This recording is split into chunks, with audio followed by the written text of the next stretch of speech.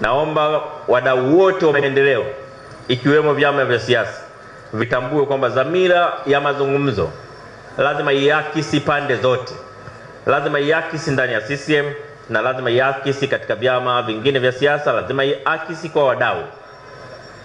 Kususia mazungumzo, kutaka kukwepa mazungumzo sio ujasiri. Kukimbia mazungumzo na kutaka kukwepa mazungumzo ni dalili ya woga. Kutaka kukimbilia maandamano ni dalili ya woga. Hoja zinajengwa kwa mdomo, hazijengwi kwa miguu. Hoja hazijengwi kwa maandamano. Maana ukitaka kujenga hoja kwa maandamano, maana unajenga hoja kwa miguu badala ya kujenga hoja kwa ubongo.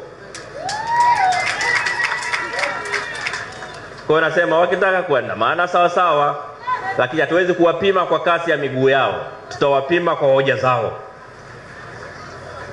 Maana tukianza kusema tunawaangalia wanavyotembea pale wanaandamana, tunasema kwa mwendo ule huyu ana hoja huyo. Kwa mwendo ule huyu ana hoja.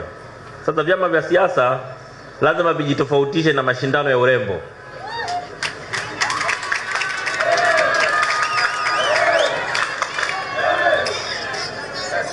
Maana kwenye mashindano ya urembo tunapimana na mwendo, unatembeaje, kuna staili ya kutembea, kuna hiyo wanaita catwalk, sijui yani mwendo wa paka, sijui mwendo wa panya, sijui nini, Sasa lazima wapinzani wajitofautishe, tujenge hoja.